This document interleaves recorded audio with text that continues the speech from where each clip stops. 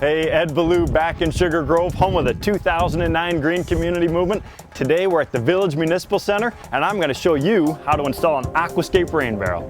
As you can see, we got a typical downspout. First thing we're going to do is disconnect the elbow and then we're going to cut the downspout to the appropriate height. I have to remove one of the daylilies and then we're going to level out the area for our concrete pad that's going to hold the rain barrel. Next step is to make sure it's level. We want to make sure it's level side to side as well as front to back. Then we're going to take our rain barrel, put it in a position, measure everything up so we can cut that downspout off. We have to make sure that we have enough room for that elbow to make that curve. So you don't want it right up against the wall, just several inches away so you can get that sweep. We're going to come in about 1.5 inches below the top of the elbow itself because we're going to actually slide that the elbow over the downspout, so about 1.5 inches longer. Then we want to make sure that this is at the proper height. You don't want it too low because when water comes off of there, it's going to actually kind of come blasting in. It's going to swirl around and actually could kind of shoot out of there. So you want to have it up several inches above so the water actually kind of falls into that screened area.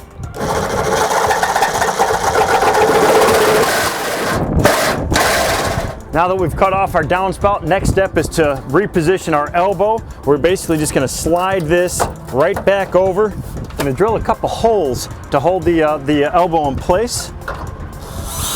We're going to put our screws in. Next step is to pull our rain barrel back out.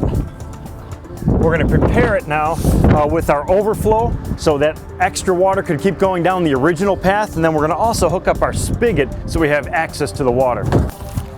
It's our overflow pipe. It's a stand pipe.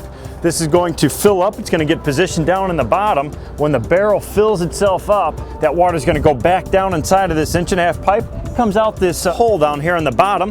The water then is going to hit our concrete pad and then it's going to roll back directly into that gravel bed that was existing. Getting ready to put our overflow pipe in. Comes with a little bit of Teflon tape. That's going to give us the proper seal that we're looking for down in the base. Doesn't have to be too tight.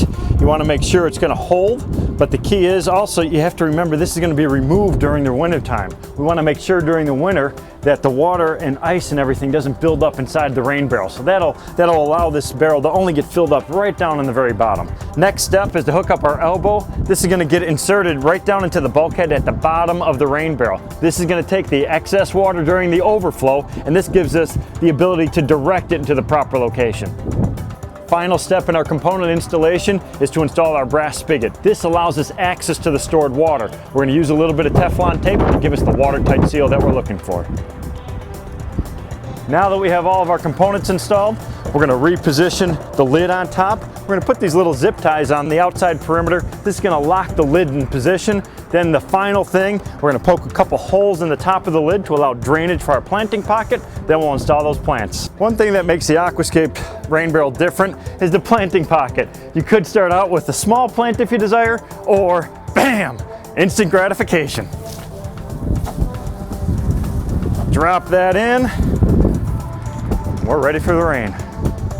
You can see how simple the overall installation was here today. It's awesome to see the Village of Sugar Grove coming together and becoming a leader here in the village by actually putting these in right in front of the village center so people can see exactly how they can do their part. It's been a great day. Thanks for joining me, and I'll see you next time.